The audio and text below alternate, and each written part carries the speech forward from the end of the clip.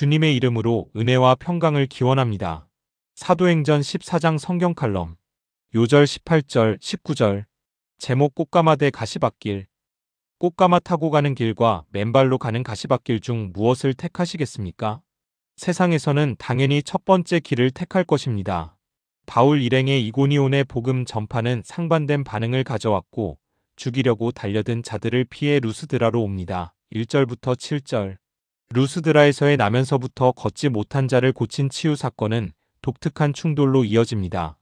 이 기적은 루스드라 지방 사람들에게 한 번도 보지 못한 신의 영역에서 일어난 일로 보였습니다.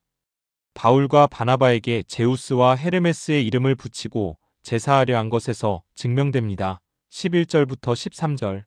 바울과 바나바를 헬라와 로마의 신이 주신 차원으로 보았는데 이것이 그들의 신에 대한 지식입니다.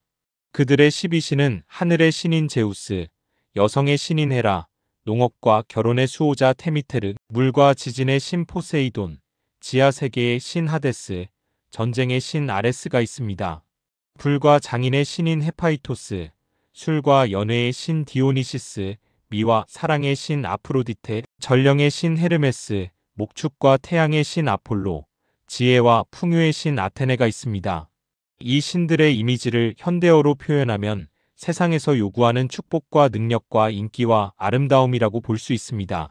두 사람이 그들의 요청에 못 이겨 신의 대접을 받는 꽃가마를 탔다면 어떻게 되었을지 아찔합니다. 하나님께 올릴 영광을 인간이 차지하면 그 저주와 징벌은 피할 수 없습니다. 저들의 제사를 옷을 찢으며 말리는데 이는 분노와 회개를 극적으로 나타내는 행동입니다. 14절.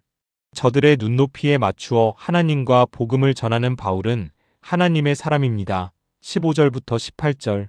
이와 극도로 대비되어 하나님의 영광을 가로채다가 저주받은 사람이 헤롯 왕입니다. 사도행전 12장 21절에서 23절입니다. 헤롯이 나를 택하여 왕복을 입고 단상에 앉아 백성에게 연설하니 백성들이 크게 부르되 이것은 신의 소리요 사람의 소리가 아니라 하거늘 헤롯이 영광을 하나님께로 돌리지 아니하므로 주의 사자가 고치니 벌레에게 먹혀 죽으니라.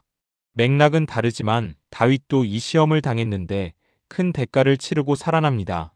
하나님이 허락하셔야 할 수 있는 인구조사를 자신의 권력을 과시하고자 한 것입니다. 같은 일이라도 동기의 순전함을 보시는 하나님을 뵙게 됩니다. 역대상 21장 5절부터 8절입니다.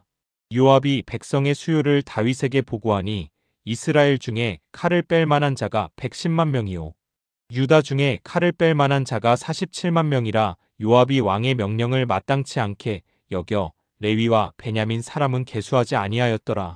하나님이 이 일을 악하게 여기사 이스라엘을 치심해 다윗이 하나님께 아뢰되 내가 이 일을 행함으로 큰 죄를 범하였나이다. 이제 간구하옵나니 종의 죄를 용서하여 주옵소서. 내가 심히 미련하게 행하였나이다 하니라. 하나님의 뜻을 잘 알고 행동한 바울 일행에게 큰 상이 아닌 엄청난 핍박과 고난이 닥쳐옵니다. 복음의 대적자들로부터 돌에 맞아 성 밖에 던져집니다. 19절. 죽은 줄로 알 정도이니 그 고통이 능히 짐작됩니다. 이 내용이 단기적으로 볼 때 참 불편한 것은 나도 너도 못하는 영역이기 때문입니다. 다만 사명이 있는 한 하나님께서 생명을 책임지신다는 것을 믿을 뿐입니다. 제자들이 시체처럼 보이는 바울을 둘러싸서 보고 있는데 벌떡 일어나는 바울을 상상해 봅니다. 20절. 그뿐 아니라 다시 그 성에 들어갔다가 나와 더베로 향하는 모습에 경이로움을 느낍니다. 치료를 받았거나 의원에 간 이야기가 없는 것으로 보아 성령님의 강력한 치유가 있었음이 분명합니다. 이어진 사역에 많은 제자의 열매가 있었다는 기록은 영적 승리의 결과를 알려줍니다. 21절. 성령님과 함께 간 그 길은 맨발의 가시밭길이 아니라 능력을 경험하는 형통대로가 되었습니다. 신으로 추앙받기를 거부하고 고난을 선택한 바울과 바나바는 유혹당하기 쉬운 후대의 선교사와 주의 종들에게 경계석이 되었습니다. 안디옥에 돌아와 1차 선교 여행을 보고하는 그 자리에 임한 하나님의 위로가 눈에 선합니다. 21절부터 28절. 고난이 없으면 영광도 없습니다. 노 하드십, 노 글로리. 로마서 8장 17절입니다. 자녀이면 또한 상속자 곧 하나님의 상속자요 그리스도와 함께한 상속자니 우리가 그와 함께 영광을 받기 위하여 고난도 함께 받아야 할 것이니라. 아멘.